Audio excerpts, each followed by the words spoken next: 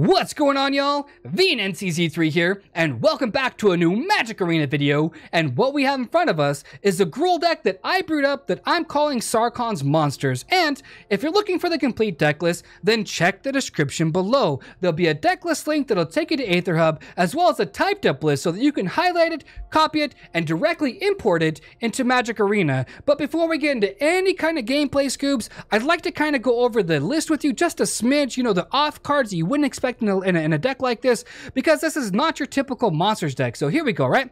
It's got 4 Lathnu Hellions, and in my opinion, Scoobs, this card is really good. Like, it's just really good. It doesn't stick around forever, but it's really good, okay? So when it comes out into play, you get 2 energy, and then at the beginning of your end step, you have to pay 2 energy or sacrifice it. So on turn 3, or sometimes even turn 2, it comes down, swing for 4, end a turn, pay 2, your turn again, swing for 4 more, sacrifice it at the end of your turn.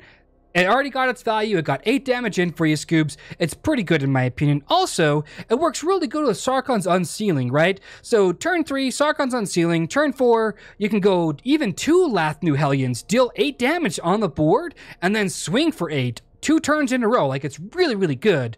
I placed 4 Inferno Hellions. This is a card that almost nobody would ever think about playing, and it's 7 power. That's so important because Sarkhan's Unsealing says if you play a creature, if you cast, you do not have to resolve it. That's what makes this card so stupid good, and you beat so many Turbo Fog and Control players with this card, right? When you cast it, if it has 7 power or more, it deals 4 damage to everything on your opponent's board. It's so good. A lot of the times, this is a straight up board wipe. And it's a 7/3 trampler, so, you know, it plays down on turn 4, turn 5. You know, it doesn't swing right away, but next turn you swing 7, and then it gets shuffled back into your deck, which is kind of good, but kind of bad at the same time, so it's kind of, it's a double-edged sword, but I think it's really, really good, okay?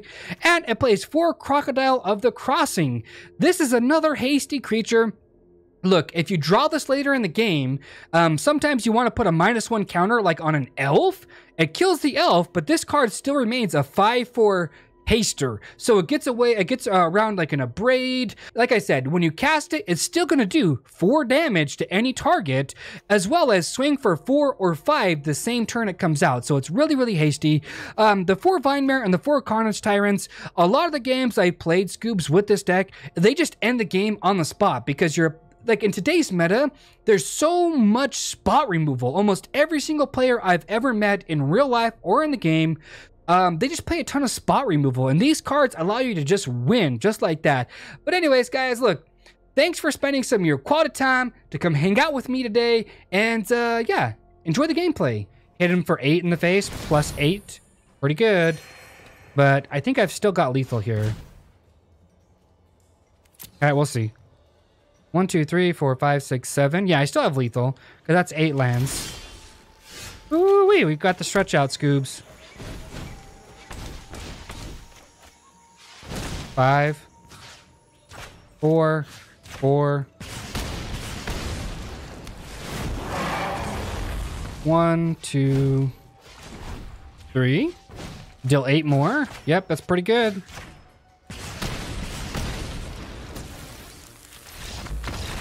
Let's go, Scoobs! Let's go!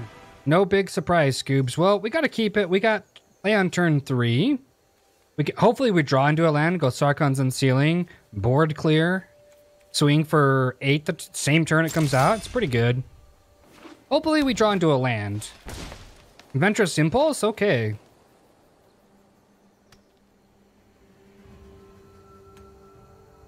An elf? Okay, let's go. Another Lathnu Hellion, so we're still hoping to top deck a land. I mean, we've only got 24 in the deck, so I mean, if we don't draw one, we don't draw one, but 24, I feel like it's a pretty good number.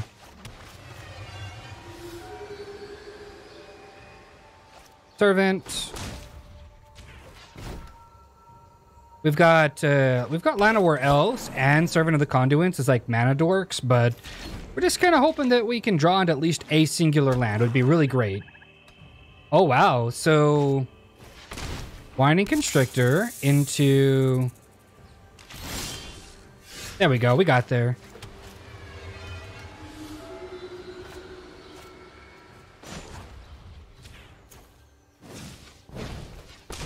Actually, hold on. I'm tapping that all wrong. 2, 3, 4. If my opponent doesn't add anything significant to the board, we're going to go another Sarkhan's Unsealing. So it deals 8 damage to the board, 8 damage to the face when a Inferno Hellion drops down.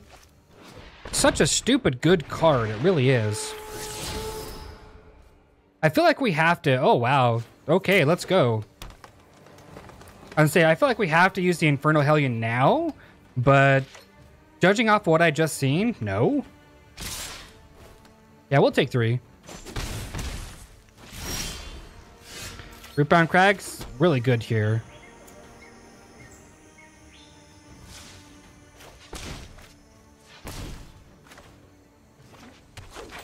A second on Sarkhan's Unsealing? What does my opponent have for 1 green mana? Probably, whatchamacallit, a doggone, oh, what's that? Blossoming Defense is probably what my opponent has. It's not going to save him. I mean, we're going to deal 8 to the board, 8 to the face. So, like, he would have to go... Not even playing a Verdurous Gearhulk gets him out of this, unfortunately. And then it just dies the same turn it comes out. So we still board clear him no matter what. But I feel like he's priced into playing as Gearhulk if he's got it. Vivian Reed? Sure. Still not going to really help you out. More reliable than humans. So it'll tick down, kill a Sarkhan's Unsealing, but I'm still going to do 4 to everything. Right? Draw and fire. Sure. 7 damage to each opponent and each creature and planeswalker they control. So I'm going to still clear his entire board. Like, that's the thing. I'm still going to clear his entire board.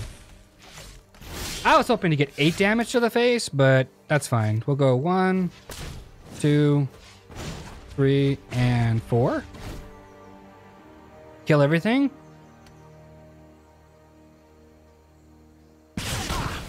Seems really good. And you strike nature. 4, 5, 6. 1, 2, 3, 4, 5, 6. So next turn we can still play these two no matter what. So I kind of want to cycle this land.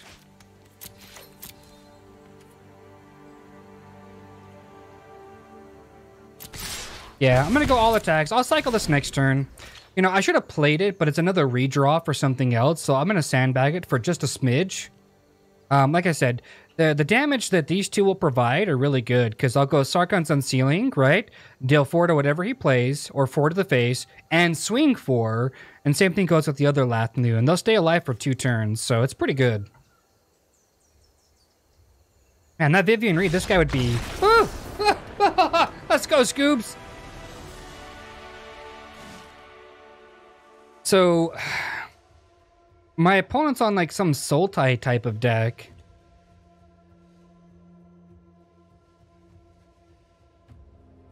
Do I even want to bring anything in? I don't think I do, actually. Because, you know, if he's got a bunch of counter spells, those are just going to happen regardless. I mean, I could bring in the Prowling Serpopard, but I feel like the Crocodile of the Crossing is going to be a little better. Yes, I do get to put a -1 counter on one of my creatures, but it's a 4/3 haster when it comes out, and it still deals damage with Sarkhan's Unsealing. I mean, an argument could be made to take those out and put Lifecrafters and Prowling Serpopard in. I think maybe I'll do that. I don't want to, though.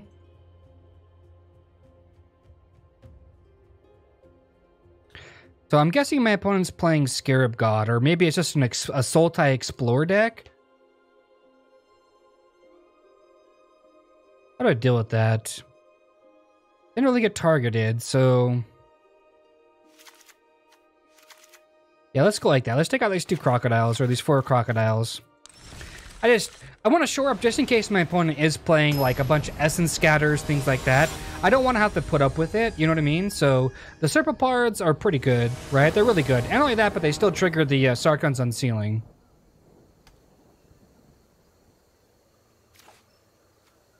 Okay, we have play, right? We have turn 3 right here, right? Turn 3. We could, I think we should mulligan.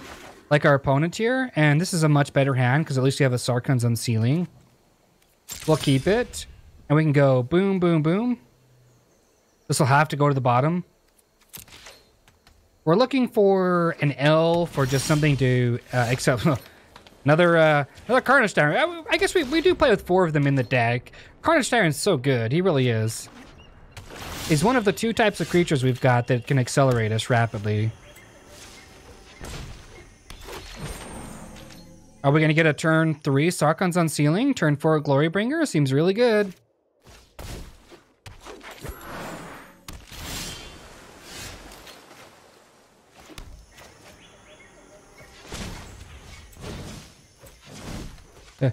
Negate. Ugh. Or another Vivian Reed. Okay. I mean, we're gonna kill it with our Glorybringer, but still, like, it feels bad, man. Thrashing Brontodon? That's a little too late.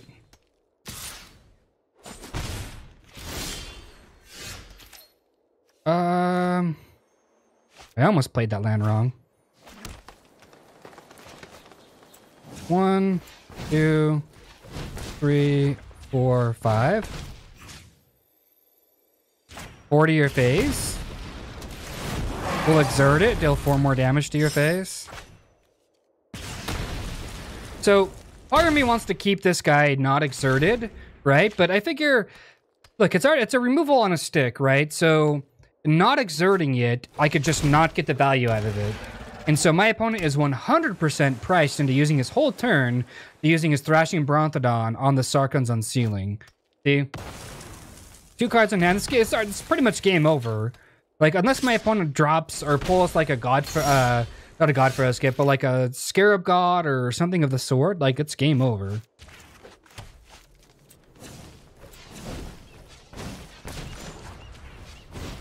One, 2, 3, 4, 5. So, exerting it won't do anything. Let's go! Woo-wee! Games are pretty quick. But anyway, Scoobs, let's go ahead and get in this pack opening, shall we? Give me the Lich. Give me the Lich. Ooh, and a rare wild card. Supreme Phantom. Whatever. Anyways, guys, look. Hopefully y'all enjoyed the video. But y'all know what I'm talking about, though, right? Love, peace, and chicken grease. Be safe. Thanks for stopping by to spend some of your quality time. And yeah, stay classy.